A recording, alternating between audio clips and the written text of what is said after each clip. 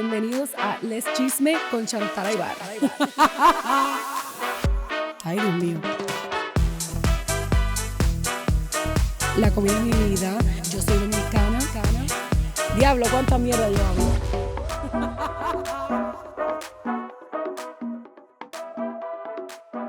Bienvenidos. Welcome to another episode of Les Chisme con Chanti. And this one is in English. We have half Latinos in the house, half mixed. This is going to be very interesting. And no, this is not about food. This is about wellness. Porque somos todólogos aquí. And today I have the pleasure of having two amazing guests. But before I introduce them, remember to like, subscribe everywhere, and lots of love to Hi Hello Labs so that we can keep bringing you this pretty badass content. And as I said, the two guests, now that you're subscribed, are my amazing gym coaches. Yes, I work out. You only see me eating sometimes, but I'm on a journey. And these two people are very inspiring. I absolutely feel in love. I say no more than yes most of the time. I am that person. But when I'm telling you that Kim and Josh said, we want to work out with you, I said, absolutely. Take my time. What do you want me to do? And they have an amazing gym that's called FitPrint. I'm not going to talk about it. They will. You're going to hear from them. So starting with Kim, just say in 3 words. Oh, 3 words. Before we start, how would you describe yourself? In 3 words. Yes. Ella es la latina, por si no se dieron cuenta. 3 words. Only 3. I gotta keep it at 3. I'm so okay. glad you went first. I'm gonna say fun, energetic, and a little spicy. Ooh, we'll go with that. Spicy. Oh my god. Oh, I gotta. It's my turn. Of course, Josh. 3 words. Oh. Let's go. Motivated. Let's go. Supportive, and let's go like hardworking. Getting after it. Sometimes a little too hard work. You're like a little bit too much. A little too much. And if you know why I put them on the spot is because one of my favorite things that they do is before every group workout, they have an opening and they ask something to the class. Yeah. So today I did reverse Uno card. Good job. Good job. She did the icebreaker on us. Exactly. Yeah. How did you guys come up with that? Because you know, they have a gym that is all about people that don't like to go to the gym and having a family aspect. How do you come up with an icebreaker for your own gym? I literally just did an icebreaker on them because the first day that I showed up to the gym, they did an icebreaker and I'm like, an icebreaker? Hold up, I wasn't ready for this. At the gym? I'm like, what is happening? Yes. And then I don't want to talk to people. And then it ended up being one of my favorite quirky, like cheesy things that you guys do. Mm-hmm. Well, I think for us, a big piece is community, right? So we've always said, like when we were in the big box gym and the big atmosphere, it was very like cut and dry. You know, you came there, you worked out, you did your thing, but there was no like relationship building, community building. And it's more than just the coaches for us. It's everyone that's in there. So like, how do we tie it in to get people connecting, right? Because those conversations sometimes lead to more and then people start talking and then engaging with each other and finding out new things. So that's why I agree. It became like such a big thing. You've asked me like 5, I don't know.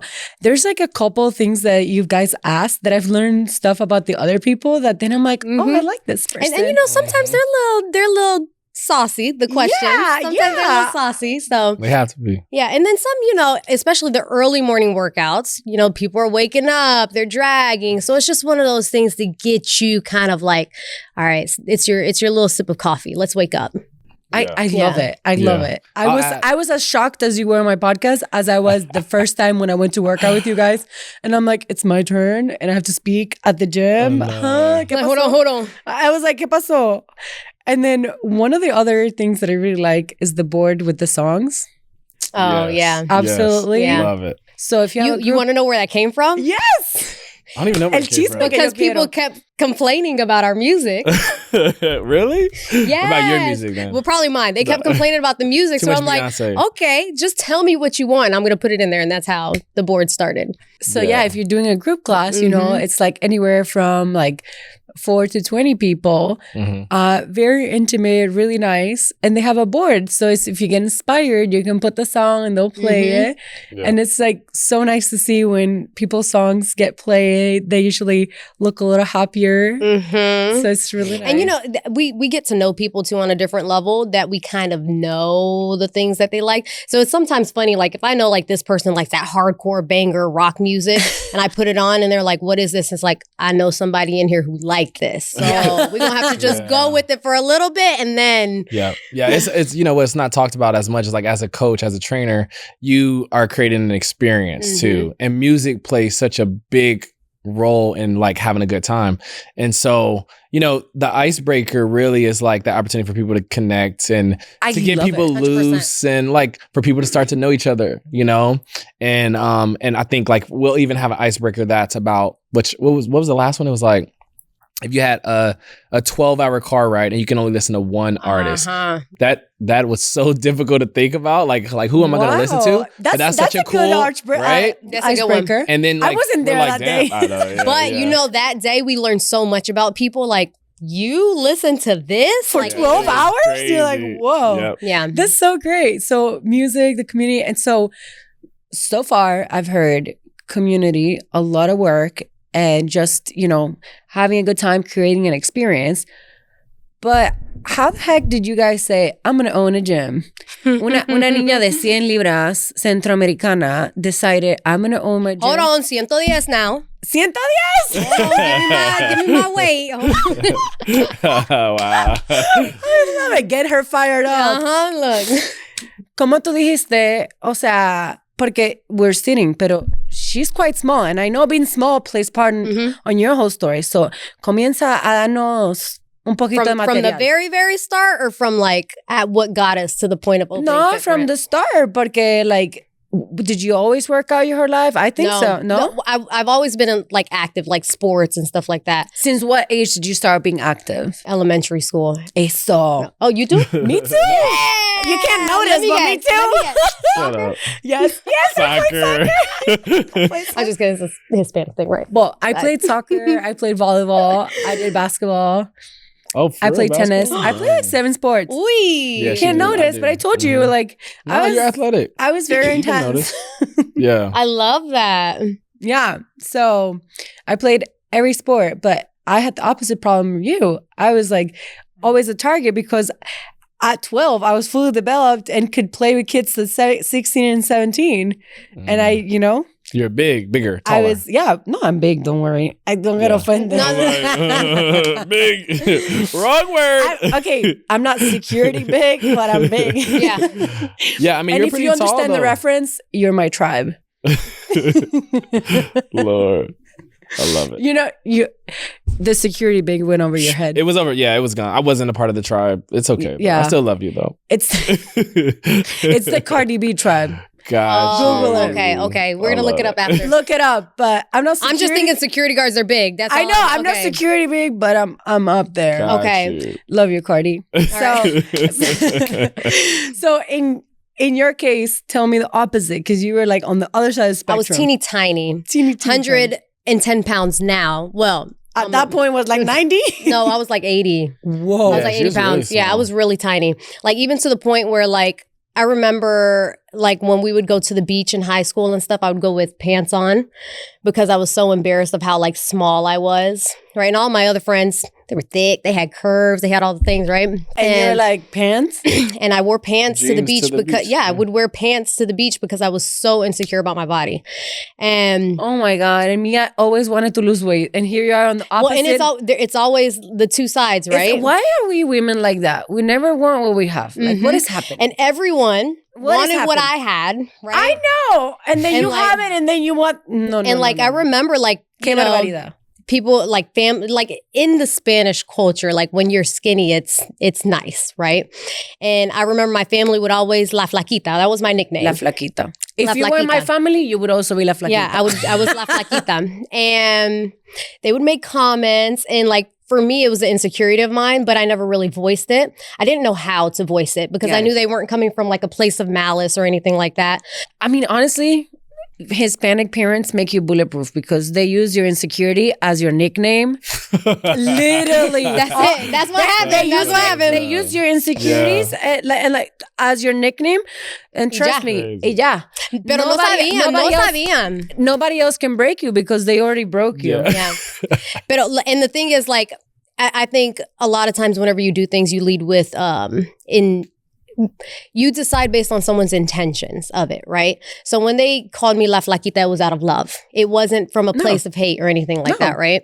But people would make comments about my body and how small I was. Like, some not so nice, some, but even like... Can we get a couple of them?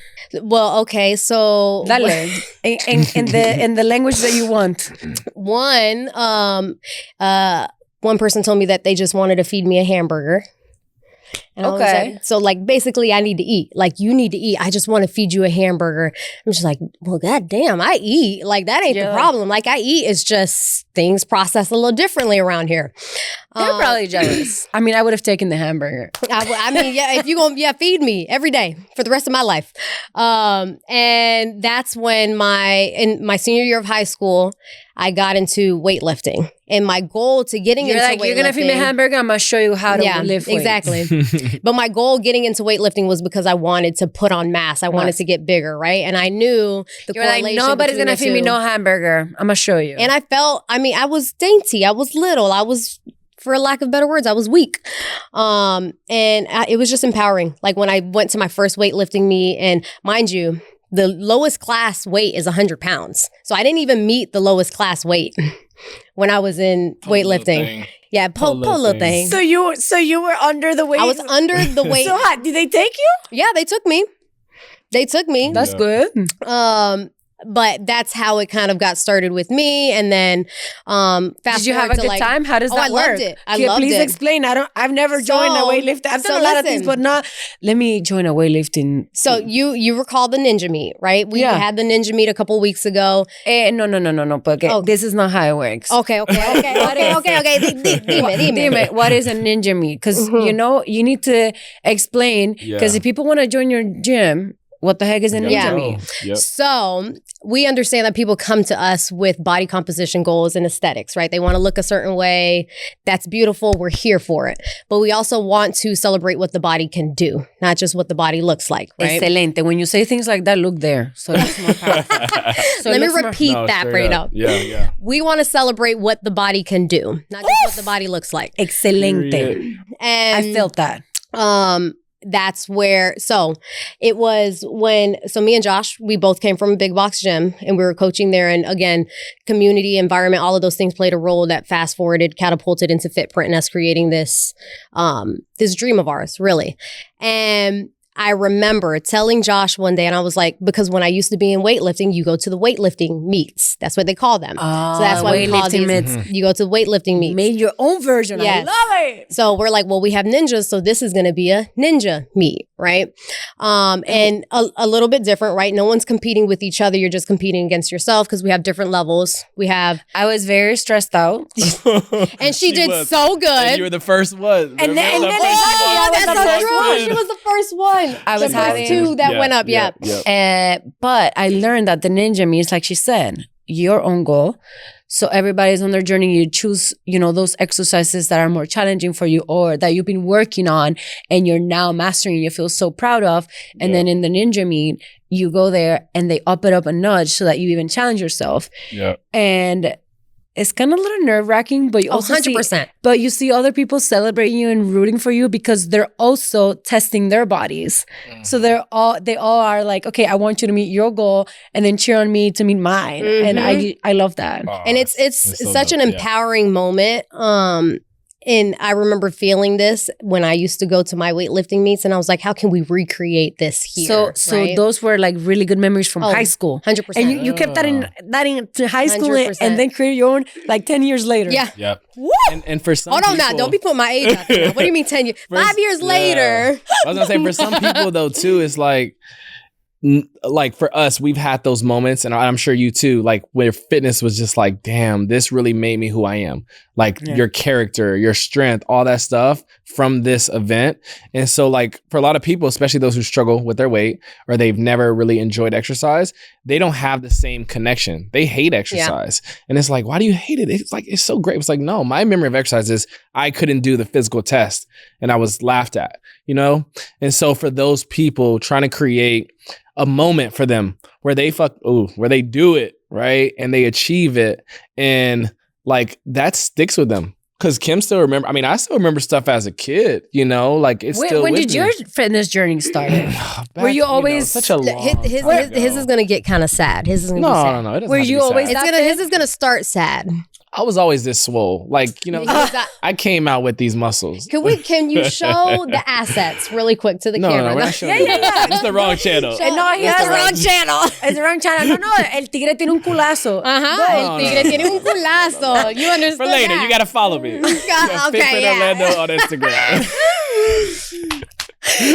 Mami, y ese culazo. Woo! But it's a male version. Yeah, male version. Yeah. Yeah, it's definitely on our asset list for FitPrint. I love it. Join FitPrint. we gotta take care of it. But no, distraction. How did your fitness journey start? I'm waiting. Yeah. For me, you know, just like all of us was into fitness. Our parents got us in, forced us to do it. What did they force you to do? His parent. He had a parent. My mom. I played a lot of stuff. What I recall is playing football. Like the American one. American football, yep. I was like, just clarifying. I won't say the real football because that's not, that's handball, not handball. Right. Yeah. See, I'm going to start fights and stuff. But anywho, yeah, I remember playing football like a little boy with the big ass helmet on, like running around. I was just like, this is so, like, I look back and I'm like, why did she put me in that? But you were more than 100 pounds. He was definitely. Yeah, probably. But I feel like I was like maybe 8 or 9. So, I mean, maybe. Oh, so you started very young. Yeah, very young. Oh, wow. Yeah, so like for me, my connection with fitness is unique because I had a very interesting upbringing. Like my mom my dad was an alcoholic.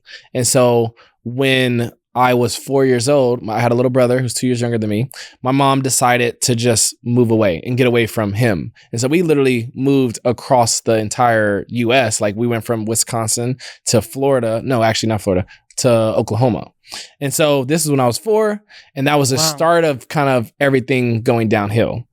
But did you know that he had a problem with that age or like? Well, I can't recall. You can't recall. At 4, you just said we left. Do you remember like moving though? You know what's funny? I actually do.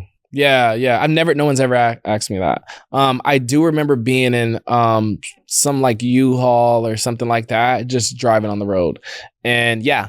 And it was an interesting moment because like all our family lived there too. So my mom has a huge family, like. And she left it behind? It's like 12 of them. She left all of them, me and my little brother and her, trying to figure out life. And my mom dealt with some mental health stuff. I think that was one of the reasons, she kind of just would jump around. We jumped around a lot. And so my mom really struggled to take care of us, really struggled. Damn. And I'm sorry. That introduced, like, for me, it was just a challenging upbringing. And so one thing she did really, she just kept us active. And so football and basketball, and I fortunately became good at it. So that gave you kind of more discipline and an outlet. It gave me an outlet. It gave me something to look forward to. And so I always kind of like had this vision of one day, like having a better life. And I knew sports could take me there because I was like, damn, this is something I'm good at. Like I suck at everything else because I didn't have confidence. I didn't have confidence in school. I really struggled. I felt like I was dumb. There were just so many things I struggled in outside of sports. And so for me, I'm like, this one thing is I'm good at this one thing. Like, so how can I always get back to this? And you like that feeling of feeling like you could master it. Yeah. And I think we all do. Like when I'm really happy that my mom saw that and she just kept me involved. And we didn't have any money, so I don't even know how the hell we got on. You're like, I don't know how we paid for the sports, but we did the sports. But we did them. Yeah. We did them. That's awesome. So that's how I stay connected. And that's always been my anchor. And I think it's helped me create all the success I have in my life now of, just building a family, building a business, and then like really trying to inspire people to find their connection with fitness that helps them not only like improve their health, but also like just be a happier person, like be more disciplined, be more stronger, just all these skills that I've developed from sports and fitness that I think is like, I'm just like, this changed my entire life. You know, like I wouldn't be the person I am today if I didn't have those things. The sports and all that fitness. And like, that's awesome. It all Why comes did you back say it full was going to circle. get bad? This is an amazing story. He scratched the surface. He scratched the surface. He scratched the surface. It can go really deep on like how dark his childhood was. But again, fitness has always been that outlet for him. Yeah. Yeah, What was one of the darkest things that you remember? Woo! Look at this one. She ain't got no shame. Dang. Nah, you know, one thing I've been wanting to do more of, like my life's mission is really to give back to kids who are in really difficult situations. And so like my mom struggled to take care of me and my brother. That opened the door to us needing a father figure. So for like 4-year period, I was sexually abused. And my mom had no idea. My brother also. And so me and my brother over the years have grown. We've grown to have a better relationship, but we really had a difficult relationship, you know, because that was the start of like, why you didn't protect me, right? And I'm only 2 years older than my brother. And the same happened to both of you? It happened to both of us. I didn't know until like later, like I'm talking about my 20s. That's when I knew that happened to him. Because none of you shared anything. We didn't share anything. It didn't happen at the same time. And so that happened, you know, and then we ended up moving again. My mom we would jump. But this is when we moved to Florida. So when I was like maybe 12, we moved to Florida. Mind you, throughout this period of my mom trying to take care of us, we rarely had electricity. We rarely had water. And so I would go to... So you were living in Latin America, but in the U.S.? Mm-hmm. Yeah, for real. Mm-hmm. Like I would take neighbors. A bucket from my house and ask my next door neighbor if I could use their faucet on the side. We had candles. Well, is it because you... Around this time, she was also dealing with breast cancer, right? But not yet. No, not yet. That's not even the... We haven't got to that part yet. Like, I don't want to... Like, I'm just shocked because I grew up in Latin America and I thought the no water, nothing was for poor countries. Like, that happens... If you don't pay your bills. Because she wouldn't be able to pay the bills, so it was cut. Yeah, like my mom... So just imagine like a family living in poverty. Really struggled. So like, you know... So it's not like the community didn't have access. It's like that she was behind on bills, so it would be cut. And I think what's difficult about that is like when you live somewhere else, everybody. I know everybody. That's what I was thinking. Like, but there's like no power. when you don't have it, but everybody else had everyone it. else has it. You're like, damn, so then like, it's kind of worse on you because you realize everybody has power and water, but we don't have. But what? Yeah. So that was a part of it. Like then we moved to Florida. This is when we moved to Florida. My mom wanted to be a pilot. So you started being charming and going to your neighbors, be like. Yeah, that started my sales really early. Yeah, you know, I developed my sales training. The sales skills. No, I mean we have to look at things on the positive side. That's how you started being like, okay, I really need to charm them because I need to shower. Oh my God, yeah, memories. Yep. But yeah, no, like for real. Yep. And so it was. My mom moved us to Florida, me and my little brother. And mind you, we would just leave. We didn't have nothing. Like I don't know how we left, but we left.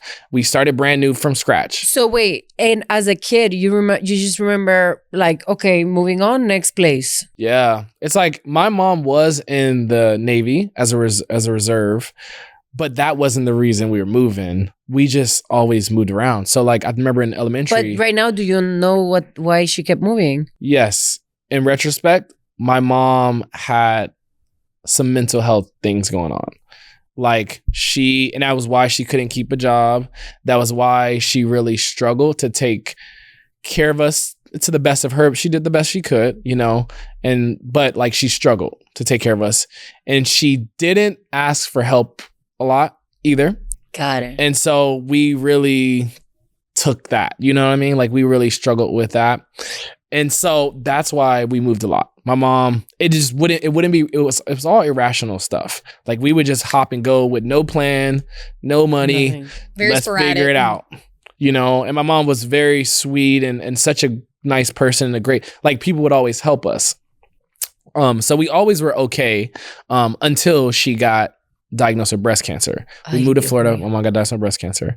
And then that's when really everything went down. We were already super poor, already struggled with a lot of things.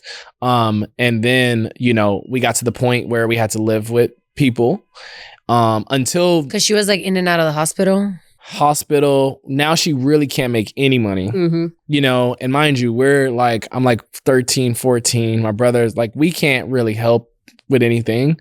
And yeah, she got really sick. We got to the point where we were living with a friend. I came home or to their house, like off the bus, and all of our stuff was in the front yard, like our bags of clothes and stuff. And I'm like, what happened, Mom? Like, and she didn't really tell us because she never told us really much of anything. So you just like... And the lady kicked us out. And that was the day we went to the homeless shelter.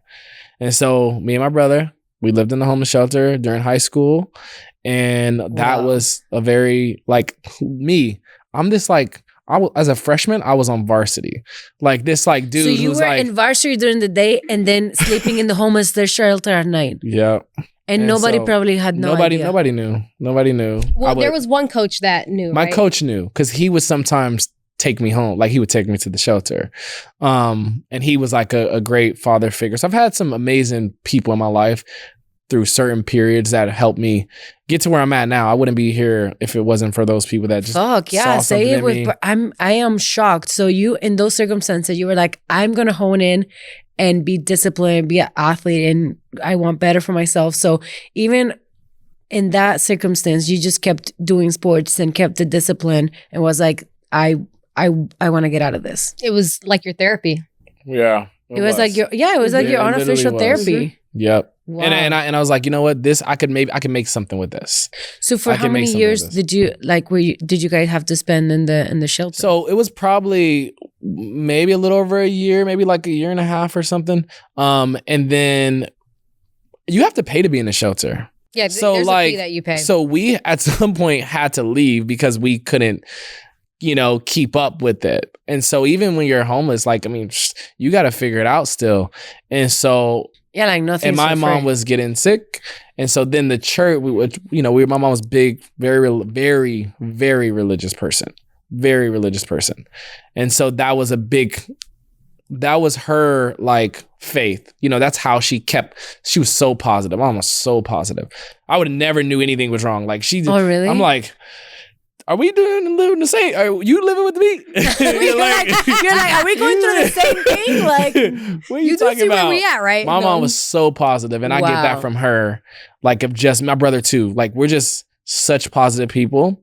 And so like, yeah, her faith was a big thing. Church helped us out. They like put us in a house, and that was a big help. But my mom was continuing to get sick, and so unfortunately, when I was 16, my mom passed away. She lost her battle. And that's when I really had to like an air hug. Yeah, it was tough, you know, but I had great people in my life. And I actually met Kim before my mom passed away. Mm-hmm. Somebody told me they're childhood sweethearts. And I want this part because I'm either going to cry or laugh, and we're about to find out. What? No, because you said the story was sad. And I told you it was sad. So now tell me, but you it's guys, happy. It's amazing. Happy end. And you know what? Happy end. Happy sad, yes. And you know what? I am extremely happy, actually, that you were so vulnerable and wanting to share, because what we see portrayed outside or what people learn, like they don't know these experiences that you went through. And me going to the gym, I would have never guessed that you went through all that.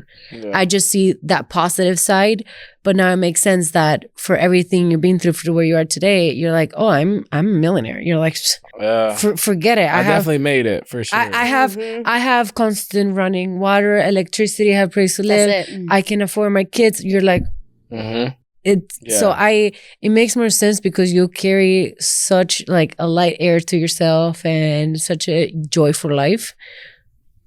And a lot of times it does come with things, and thank you for sharing it. I totally appreciate it. Yeah. Yeah. And it's something I know somebody's watching this and they're either going through something, they've been through something, and regardless of how difficult you think or don't think it is, it's difficult for them. And somebody always has it worse for sure. Of course. And honestly, you could have chosen many paths and you decided to cope with the healthiest shit there. Yeah. Kudos to you. Mm-hmm. Yeah. Like you could have chosen so many things to cope with. That's true. And probably society would have kind of accepted it because they wouldn't have expected more from you. And you decided, you know what? I'm going to choose the healthiest option to cope with. And then that got you out. Like, that is fucking amazing. Yeah. Yeah, I wish I could say like, yeah, it was like, yeah, I did If you didn't know, if you didn't know it, I'm telling you. If you didn't know it, I'm telling you. Because we are not here to be humble. We're here to spotlight you. I appreciate it. Yeah. No, for sure. I know. And it's so difficult because I'm so like, yes, I've arrived, right? Like I'm where I need to be. Fully, con el culo y todo. Con el culo y todo. He's arrived. But you know, like it's just so much more. There's like just so much more. I love it. I love it. Yeah. And Kim is there like hyping you up and I love it. But now Kim has been remember you asked him his 3 words, right? One of them was motivated. Yes. And a lot of his motivation stems from all of this that we discussed. You see, guys, it's all intentional. Yeah. And it carries, both of us have had full circle, you know, like different experiences, but it's our experiences and our life makes us who we are. Oh, and it's all about perspective and 100%. Looking at what's happened to you in the past and being like, you know what, this is what that means. And this is how I can use those lessons, experiences to like really do something with my life. And so I have recently been really honing in on, I heard a quote from a guy named Sharon, who's a big business guy in the real estate industry. And he said that gratitude is like the ability to recognize and love the life that you have. Because the life that you have might be the life that you're waiting for. Me gusta. And so me gusta. I'm just like, I'm trying to live in that because I'm always looking ahead. It's like living the present, okay? But you've arrived. For sure. Yeah. It's hard though. No, live in the present. And in the present time, we're going to go to Kim. Okay. Well, there we go. Okay. Yeah. We know his upbringing. We know a little bit of yours, La Flaquita. La Flaquita. She's still, mira, she's a little bit more, but because she has a baby inside. Because otherwise. That is true. There is a baby. Otherwise, you know? Both sides are expanding. Yeah. Don't make me stand up because I'll show you el culo también because it's growing. Love it. Yeah.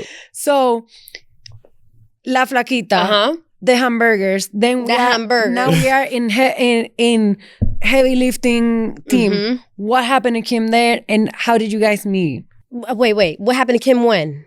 When you did the weightlifting, how was your upbringing, like your experiences? Like you put him vulnerable, and you think you're not going to be vulnerable too. No, but mira, my mom says, lo que es igual no es ventaja. And now te toca a ti para que no haya ventaja. Okay, so we're picking back up. It's what we're doing. We're picking back up from where we left off. Porque you think I'm a host with the mostest. I am the host with the mostest. I keep track of everything. I listen to what you're saying. Yes. And we need to pick it up. No, so went through that whole experience in high school. Obviously, I didn't gain as much mass in a year. I think it takes time, right? It takes time. You realize to go from 80 to 110. Wow. Thank you. It was a journey of 15 years, but you made it. Yeah, I made it. Yep. So, but listen, I'll jump in here really quick. Go ahead. Like, 80 to, not a lot. That's actually a lot of weight for somebody who's naturally thin and is hard gainer, but weights have really changed your body composition. 100%. If you see what this girl can do in the gym, from jumping, athleticism, lifting. No, we're going to put some pistol clips. squats, don't you worry. Weighted chin-ups, but it's like, go ahead. Okay, go ahead. Well, fast forward a little bit, right? So ended up, we transferred to UCF. At this point, so me and Josh, you met at 15. She want to know how we met. In high school. Oh, how we met. Girl. We going back. Oh, we really want to go into the story. Of course, you're not understanding. Do I need to speak Spanish? It's not a good story. No, okay, so. It's not a good story. Okay. It's funny. We'll just say it how it is. All right. Yeah, I'm curious. Let's listen. I don't ever approach. I've never approached. but I saw him sitting across at a basketball tournament. And she's like, I need to approach. And he had But I on, never approached. he had on his football jersey. Of course he did.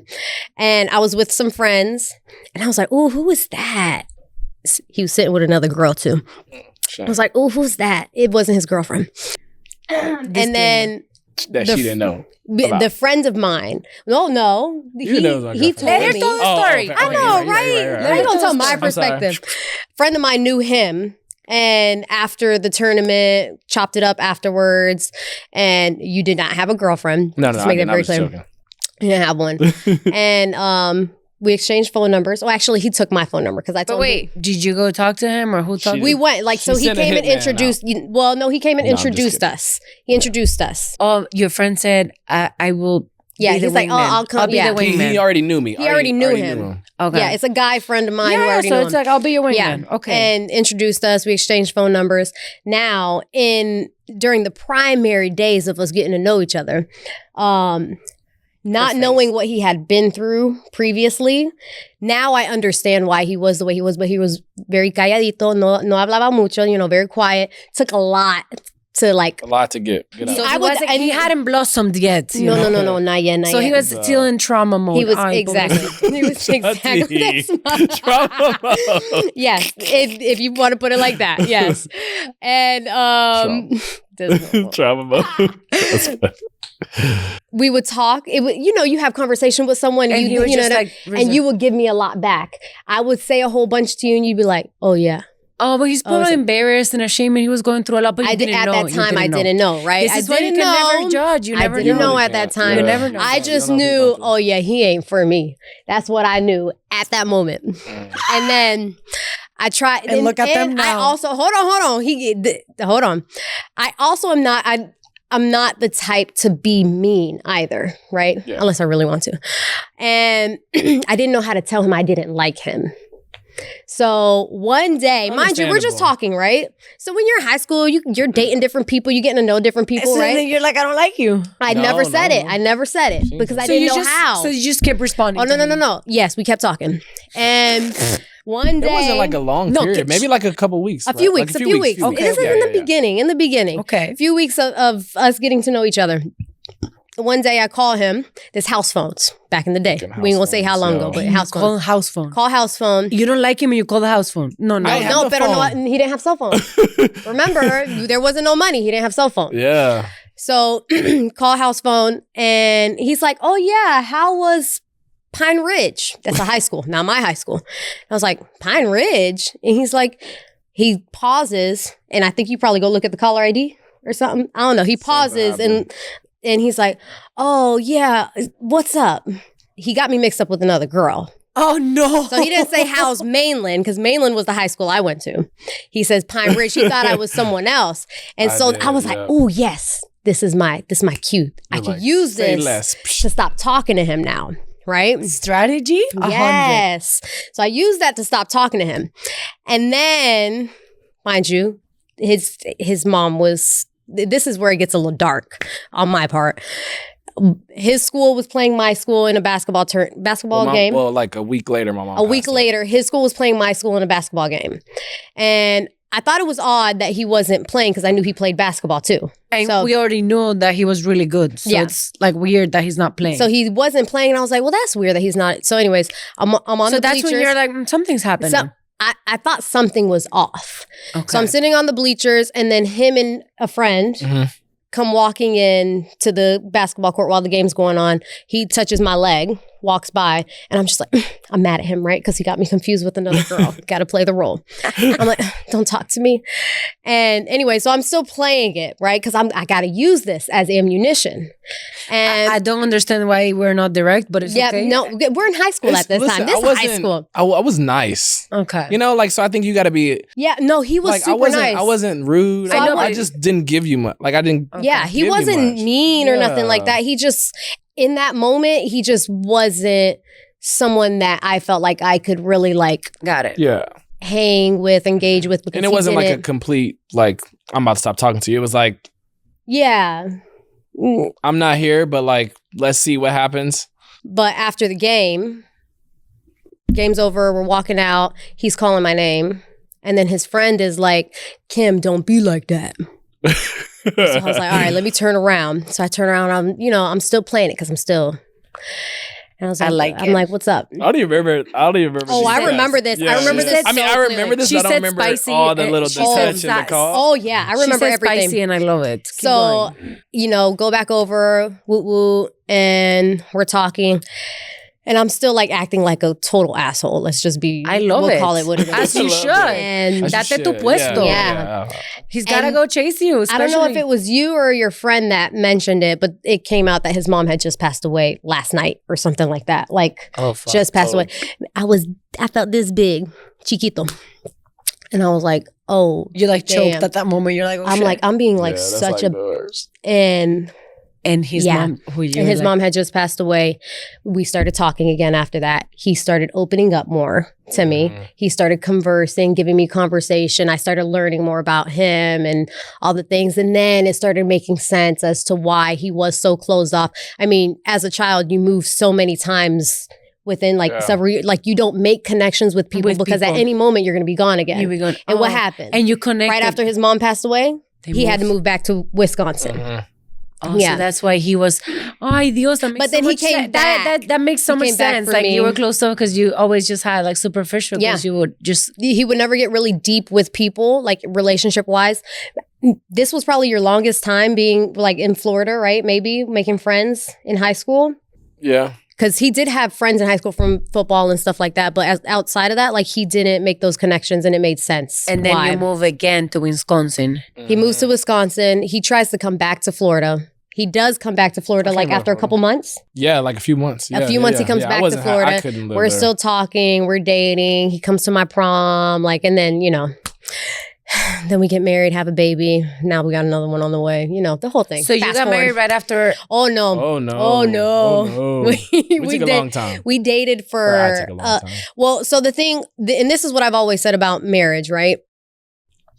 I support it, believe in it, the whole thing. I respect that union. But for me, Josh has always been my soulmate. There was no piece of paper that was going to tell me different. So okay, it went from I did the tear. So it went from I don't like him, I don't know how to tell him to right. He's my soulmate. This escalated very quickly. Very quickly. Mm-hmm. So basically, all she needed was emotional connection, and once he opened up, it was like the deal is sealed. That's it. I loved it. That is it. Yeah. And so we dated. So we met, and you met like across basketball. So I guess sports was your main connection. That's it. It was, yeah. And how does this evolve to like, I'm going to have a ninja gym? How do we make all this evolve? Let me see. Okay. How do we condense this really fast? 10 years of dating, right? 10 years? We dated for 10 years before he proposed. 15? No. It took you that long? 17. No, but that was okay with me. That was okay. Like, so remember. as a like coming from the other side, as a guy, I think I speak for most men when I say, when you are the type to, like most guys are, like you want to have something. You want to be able to, some substance. You want to have like a career. You want to have some foundation. Got it. And we started dating in high school. And you thought you couldn't provide for her. Yeah, I couldn't. Like I didn't have anything, And so like I always felt that.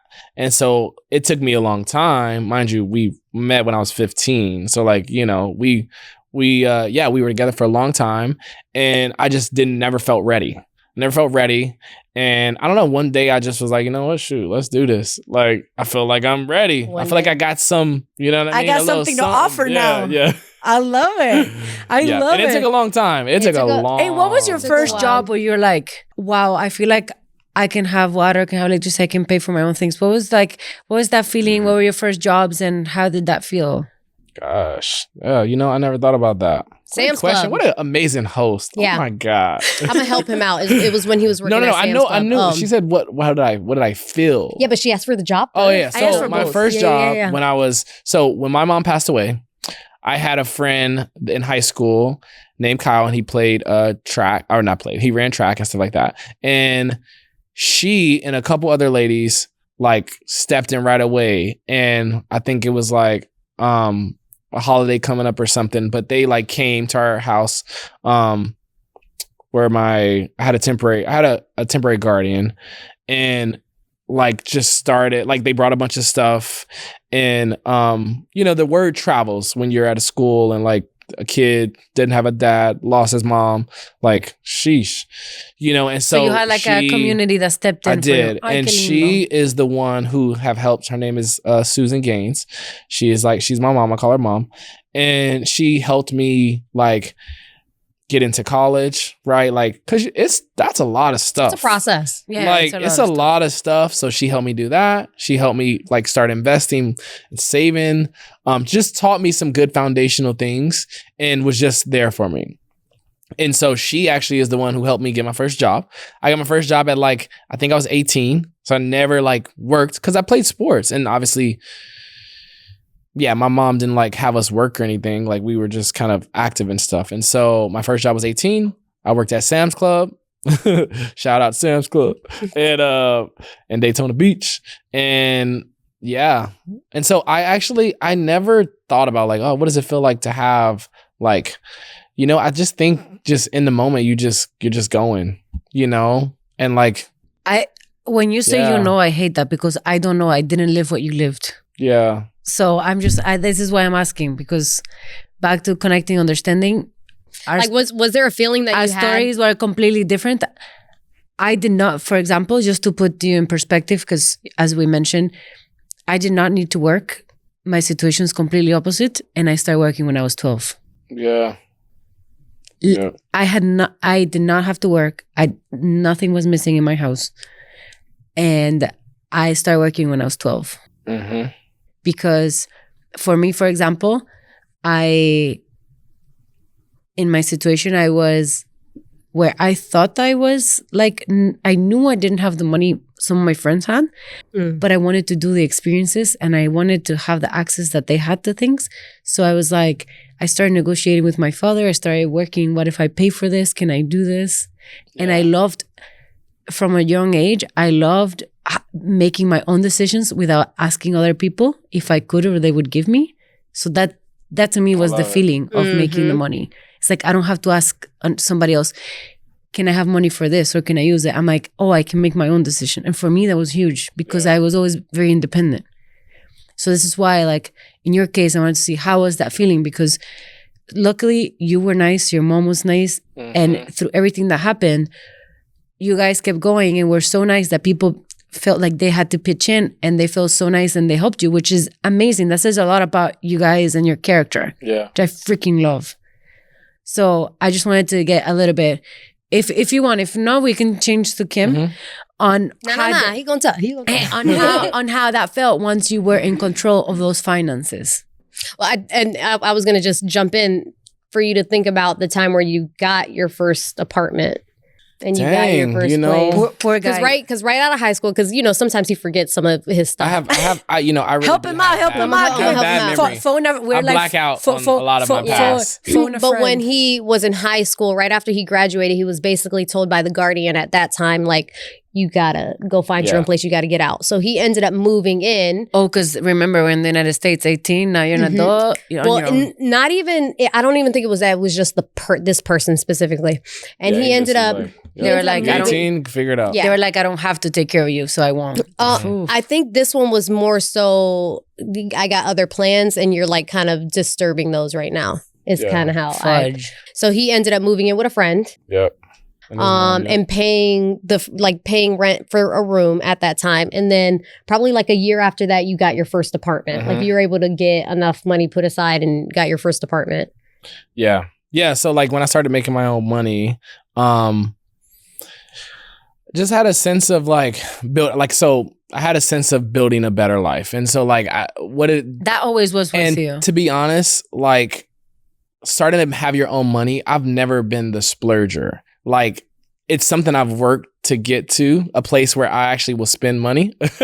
But I'm such a hoarder of money, and like, it makes sense because you never had it. So I never had it. And so and then when he would get it, he was afraid he was going to lose it again. So I just saved all that. Like, honestly. So I don't know what it's like. What is it like to have money? I don't know. I didn't use it. I just had it. You just kept it. You're like, tomorrow we might need it. We might need it, so it's going to be over here. Yeah. And so, yeah. So like even now, like Kim, you know, has kind of similar to you, started working really young and having our own money and getting good with our money and stuff like that. And I just saved it all. So like, was I good with it? I guess so. But like, I didn't enjoy experiences. I didn't buy things. I didn't do anything. And even now, you know, I'm in a way better place. But like, but your relationship with money is still kind of specific because of that. Because people have different relationships with money. For sure. A little bit. I'm in a great place with money. Like, I'm not afraid to spend it. He does think twice. I'm stretching it. From the business world, that's been a thing that's been like, from investment world, that's been a thing that's been like, ooh, this feels crazy. Like, ooh, this feels crazy. You know, and but I'm stretching myself. I'm just going for it. Like, we're doing some stuff right now, spending a lot of money on different things, mentorships, marketing agencies, things like that I'm like, I love it. This is the chisme I wanted. So you're like, this is a lot. You're finally like, okay, I need to do this to grow. Exactly. Yep. I want to challenge all the beliefs I have. Every single thing that I think is true, I want to challenge it. I love that. And I just want to keep growing. I want to keep improving. And I feel like I'm nowhere near where I not should be, where I could be. I think I'm exactly where I need to be, but I'm not where I could where you want to be. He's motivated. It's motivated. But you know what? With that hardworking and all that past, I don't blame you. Then he was afraid tomorrow I might not have money. But one thing, the chisme que they didn't say, but I'm gonna say it. Say it. The truth. To start the other one is that they opened and signed a lease for a gym right before the pandemic. So from thinking we're gonna do this to everything shut down, they thought that we're not gonna make it. And I feel like Josh was like, I'm bulletproof. This is not gonna break me.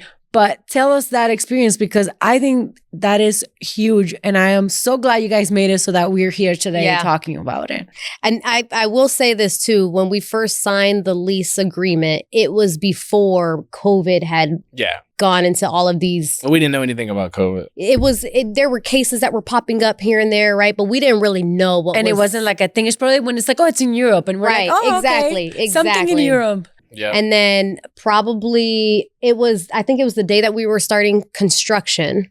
The week, not the day. The week that we were starting construction was when it went into all the shutdowns. Oof. And so you guys hadn't even started, and then it was like shut down. Mm-hmm. And then it was like October 19th, we signed a lease. October 19th, 2019. Mind you, was it 2020? No, 2019. 2019. Right? Because the construction got delayed. Towards the beginning of 2020 is when we found out COVID and all that stuff. So yeah, I mean, like, we signed a lease and then we're like, ooh, okay, we can't even open. And you know, we did have conversation like between me and him when the shutdowns were happening. We're like, okay, what do we do? Do we how did you pivot? How did you survive? Do we not do this thing? Do we like pause and like figure out what's going to happen? And we kind of came to the conclusion, it's like people still need to move. People still need to be active and healthy. And how can we do this in a way that makes them feel safe and comfortable in our space? So we're like, sink or swim, baby. And we swam. Boom. We just are all in. I love it. I love it. Yeah. Yeah. And what were things that you guys did that kept you alive? Well, I think number one, we worked out. No, I'm just kidding. relationships. Oh, 100%. Like, you'll notice, like, it means so much when someone joins us. And this is why we ask different questions in the gym. We try to get to know you. Because every single question, we're locking it in. We're like, boom. Because I know this, when it comes to, if you improve your health, your entire life is so much better. It just is so much better. And so I know, like, me personally, because of my health is in such a great spot, like, I am who I am because of that. And so when we like try to get to know people and stuff, we know things are going to come up. People are going to have struggles and challenges. And so, like, if we know them and we understand who they are and what their goals are and what they have going on in their life, we can really help them. If we don't know them, we can't fucking help. We can't help them. Yeah, and they don't feel as connected, and they're like, okay, I'm not going to show up. Exactly. And we can give you that tough love when you need it. We can have fun. We can challenge you to push and to do more than you think you can do. But we have to know who you are, and you have to trust us, and you have to know we have your best interests. And I think each person can say that they know they can feel the authenticity with us because it means I got so the buy-in much. on a phone call, guys. I got the buy-in through the phone. I was like, okay, signing up my life. Where do I go? Like this is. But remember, he already had the charm from when he was, Yeah, from when he was asking for water. This was a practice charm. I was like, I don't even know how you look like, but yes. Oh, yes. Yeah. And so I'm the worst because, we started the story saying like there's some Latinos, there's some people, and that's why we're speaking English. But my Latina self, speaking of the insecurities, I'm like, are you Latino? What are you? Josh. Yeah, Josh. Because he gets that a lot. Because of the booty, he puts all this like salsa reggaeton. We're going to have to show the booty before the end of the day. And then he's like, wait, me being like, wait, so you're not Hispanic? You don't speak Spanish? And his response like literally choked me. What was your response? What? Oh, I said I'm from. He's like, no, you're like, no, I'm just black and white. I literally died because that could. You're not just black and white. She gave me You are black and white. I know, but you know what's so funny is that I don't know if I said just, but maybe. No, you said you said just black white, and I was literally crying because I said, this is exactly what Latinos are, a mix of white and black. I was like, true. I was like, this is great. Because if you go to Dominican Republic, people are a mix of Spaniards and Europeans and Africans. I'm like, so that is the same, Dominican. except your parents did that in the 1900s and our people did it in the 1500s. That is For true. real. It's so true. We went to Dominican Republic and we were having so many of those conversations. Yeah. Like, it's crazy. Yeah, you gave me the feeling that I used to get at Sam's Club when somebody come up to me and start talking Spanish and then they look at me and I'm like, oh, lo siento, no hablo español. And they're like disappointed. They're like, how come? Oh my God. Like, oh my God. We need to be more understanding and better. But your mix, like I said, it was done 400 years later, but it's same. And I think that's why you connect so well with the Latino community. Yeah. We adopt you and accept you. I appreciate that. Thank you for accepting me. And if there's something that you want to... Another person is taking you in. I know. He has that. Like literally through your life, somebody... This is amazing. So... what is something that you would want to share to people that don't know all the philosophy of FitPrint, that's thinking about it, they're like, is the gym really that fun? Or what is something you want to say that people is not obvious from just following you on social media? You want to take that one? So we say we're for the busy human who dreads the gym.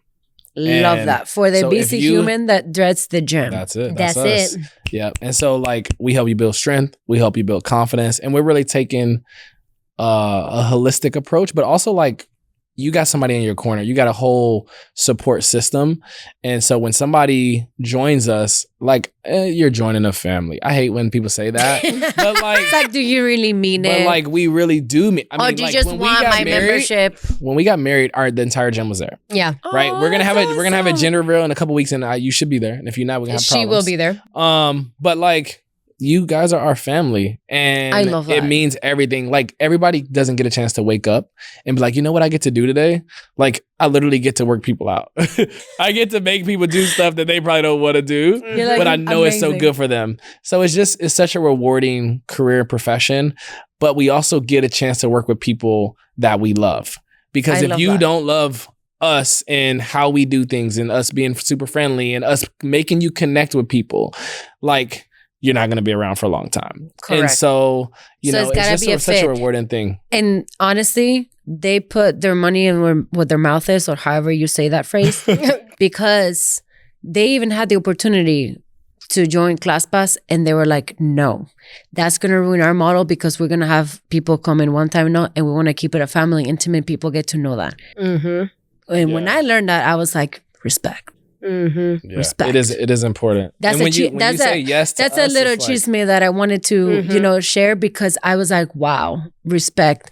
And truly, this is my business model. I'm not gonna disrupt it because I want to keep the family and the community true. Oof. Yeah. Drop the mic. Damn. Yeah, I've heard you on a previous episode. You're like people over profit. And I was like, damn, I like that because that's it's cliche. I think everybody tries to say that, but when you say no to classes because you want to keep your group authentic and you want to keep your community and not disrupt them, that's when I'm like, you are doing people over profit. Yeah. And I freaking love that. So guys, you already know. You need to follow FitPrint Orlando. If you are considering changing your gym or you want something else, absolutely follow them everywhere. And if tienen más preguntitas or you want to see more of them, leave it in the comments. I know where to find them. We can bring them. Yes. And we'll do some Q&A with them, some live, whatever you want. Let me know. Like, subscribe, and I'll see you en el próximo episodio.